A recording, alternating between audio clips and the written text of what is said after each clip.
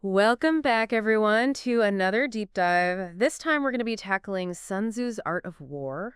And this is something that I've personally been looking forward to for quite some time. Hmm. And I think a lot of our listeners probably have been too, because a lot of you submitted some really good sources Right. for us to look at and kind of dissect. And it's so fascinating how this text from 2,500 years ago is still so relevant to today's No, world, and absolutely. especially in business. Yeah. It's been studied by so many business leaders, Bill Gates, Masayoshi Son. Yeah. Even athletes like Shota Imanaga Mhm. have used it to kind of enhance their game. Sure. I mean, it's just so fascinating to me how this book is so timeless. Yeah. I think the thing that gets me is that Yeah. it's such a simple and straightforward kind of Yeah. set of principles that really are applicable to so many Yeah. different things, Yeah. not just warfare. Yeah, that's what we're going to kind of get into today. Right. Just to kind of introduce everyone. Joining us again is our expert on Chinese classics, who really focuses on their modern applications. That's right. So I think you're going to be the perfect person to help us understand Sun Tzu. And our mission in this deep dive is to really extract the essential message of the art of war and figure out how these principles can be applied to your business endeavors Right. and even your day-to-day life. Yeah, absolutely. And so why don't we start with kind of like the core message of the good. book? So at its heart, the art of war is fundamentally about survival. It's a guide for navigating a world that's teeming with competitors, and where resources are limited. Yeah, I mean, that sounds so familiar, right? Yeah, I mean, just it does, doesn't it? think about today, everyone's competing for the best talent. Right. The resources are always stretched thin. It's like cutthroat out there. Absolutely. But here's the interesting thing. When I first thought about the art of war, I pictured like these big epic battles Sure. and, strategies for Yeah. overwhelming your enemy. Right. From what the sources that you sent over really highlight that's not the point Right. at all. That's not the point. It actually quite the opposite. It's It's- about avoiding that. That's right. Avoiding war. Conflict at all costs. Yeah. And that's so counterintuitive. Yeah, it is. It's like, why would you? You even need a book on warfare if you're Yes, not going to right. fight. That's right. So to understand that, I think it's important to look at the context. Yeah, let's talk about that. Okay, step. so Sun Tzu was writing during the late spring and autumn period in China, and this was a time of intense warfare between numerous states. Wow. So initially there were something like over 200 different states. 200? Yeah, 200 different states. That's wild. It is wild. And that eventually, consolidated down to about a dozen or so major powers. But they were all fighting each other. That must have just been It was chaotic. chaos. Yeah, total chaos.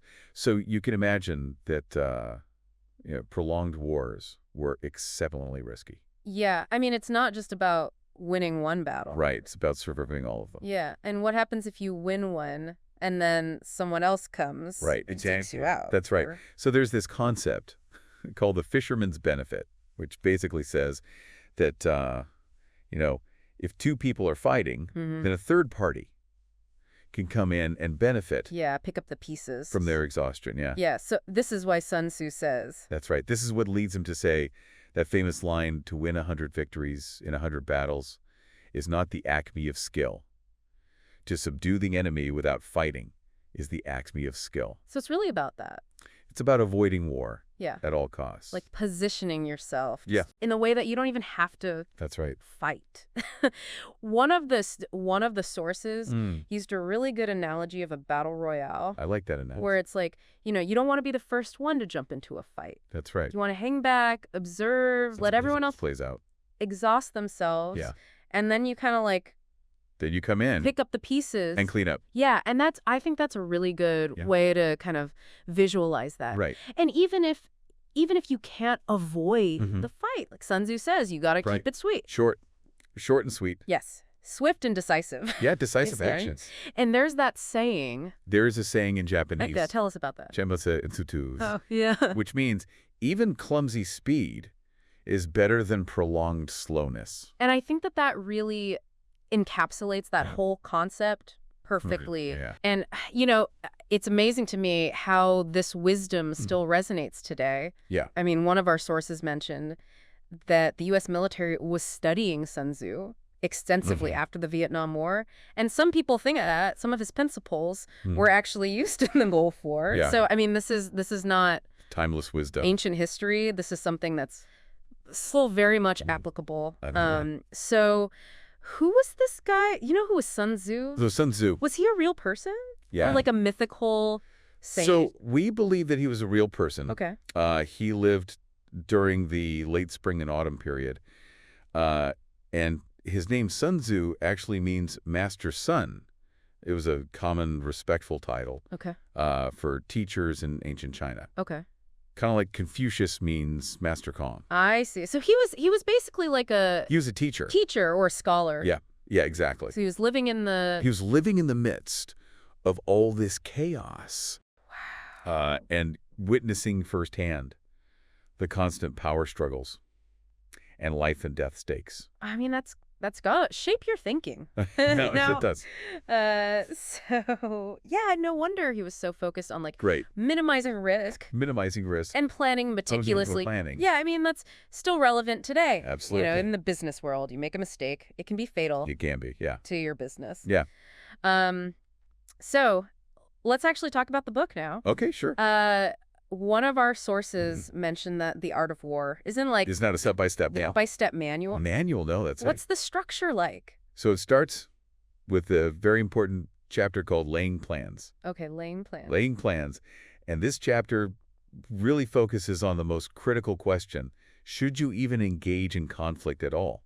Okay, so it starts with that It does. threshold question It does. of whether or not Should we fight? fights. Yeah. And it emphasizes, thorough evaluation of the situation and understanding the factors that determine the likely outcome before you commit. I see. So the most important decisions are made The most important strategic decisions are made before before you even do anything. you take any action. Yeah, Wow. that's right. Okay, so what happens after laying plans? So after that, you get to the chapter on waging war. Waging war. And this one goes into the practical aspects of preparing for war. Okay. Things like resource management, logistics, the need for swift action to avoid those protracted campaigns. But as our source pointed out, the subsequent chapters, they kind of each address different facets of warfare in a somewhat independent manner. Okay, so it's not a linear It's not really a linear progression. It's No. more like, It's a collection of profound insights. Okay.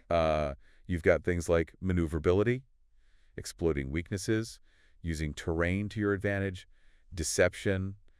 All these things are important. So these are all kind of like interconnected. Yeah, principles, Concepts. interconnected principles. Yeah. That's right. Okay. One thing I do want to point out Okay. is that the 12th chapter, which is attacking by fire, ends with a reminder about the irreversible nature of defeat and death in warfare. That's kind of a It is. sobering thought to end on. It is, yeah. It's a stark reminder Yeah. of the gravity Yeah. of war. So you're basically saying, don't take this lightly. Don't take it lightly. This is It's serious business. serious business. It is, yeah. And then the last chapter's on The last chapter is all about spies. espionage. Yeah, Okay, so it covers a lot of ground. she does. But it always comes back to that central theme of like, don't Mess around. Mess around with war. This is serious. Right. So let's talk about how this applies to modern business. Okay, yeah. Because our sources gave some really compelling examples. They did. And the first one that really stuck out to me was Masayoshi's son, Right, Masayoshi Sun, the founder of SoftBank. SoftBank. Yep. So how did he use a Sun Tzu? So he's a well-known student of Sun Tzu, and he famously viewed his mergers and acquisition strategy in the 1990s as aligning with this principle of winning without fighting. Okay. So instead of, engaging in this prolonged effort to build market share organically, SoftBank rapidly expanded by acquiring existing companies with established market positions. So it's like acquiring strength That's right. rather than Acquiring existing strengths. building it up Yes. from scratch. That's a really good way to put it. Yeah. Yeah. Absolutely. So instead of fighting this long war Mhm. to get to that market dominant, To get to that she position. just went out and acquired it, Acquired it? essentially. Yep. And there was some controversy around that, right? There was some controversy. The Sun defended his strategy by referencing Sun Tzu. He said, this is what Sun Tzu would have wanted me to Would have wanted me to do. Yeah, You know, exactly. and I think that's a really good. I think it's a powerful example, illustration of how that principle can be applied Mhm. directly to Mhm. modern business. Yeah. The source, all I mentioned, Cao Cao. Cao, who was a Who's- pivotal figure Oh. in the Three Kingdoms period. Okay.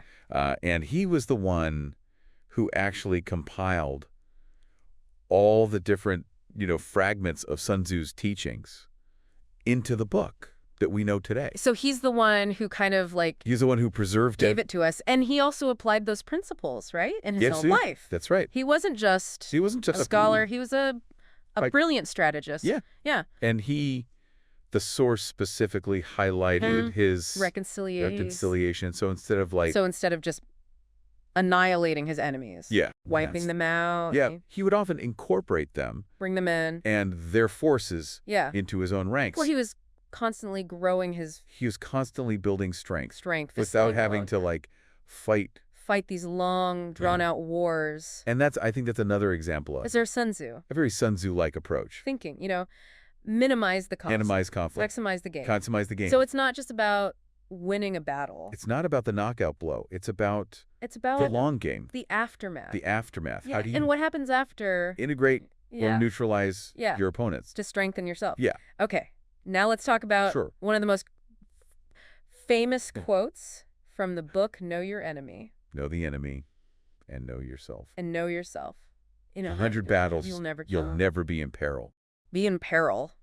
So, So this really gets at the importance of understanding. yeah. Right? Know yourself. Know your enemy. know yourself. Know your Know enemy. the situation. Yeah. It's interesting. The source pointed out that this doesn't It doesn't guarantee victory. guarantee victory. No. Just guarantees that It guarantees you're not it'll going to be- get that you won't be in peril. in peril.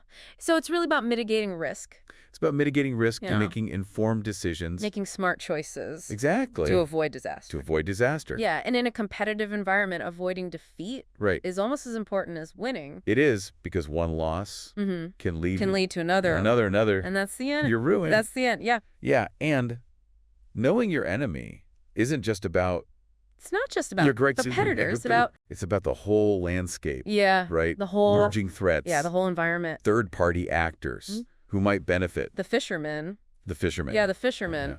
And the source also mentioned that in Chinese, strategic thought. Yep. It's often phrased as know yourself Know yourself and know the enemy. and know the enemy. So why is it? So the idea is that knowing yourself is actually the more difficult task.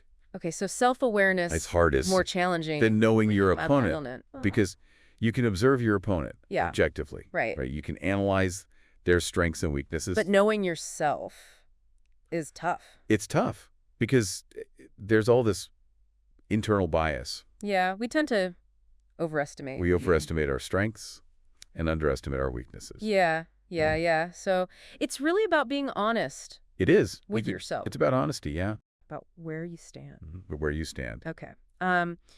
One of our sources outlined 5 criteria Right. for evaluating the likelihood of success before you even engage. Before you even engage. In anything. That's right. And I think this is so useful for, anyone. Anyone in any field. Whether it's Whether it's military or business. or, personal life. Absolutely. Should I ask this person out? Should I take this job? Yeah, exactly. Yeah. Should I buy this house? Should I buy this car? Yeah, so walk us through this 5 criteria. So the first one is unity of purpose. Unity of purpose. Within the organization. Okay, so everyone's got to be aligned. Everyone's on the same page. on the name, goals. Shared ideology. Yeah, shared vision. A shared vision. Yeah, and that makes sense, right? Absolutely. If everyone's Yeah, pulling it's in a the direction. you're not going You're not going to get anywhere. to get anywhere. That's right. Yeah. The second is favorable timing. Okay, timing is everything. Timing is everything. And overall trends. So You have to understand,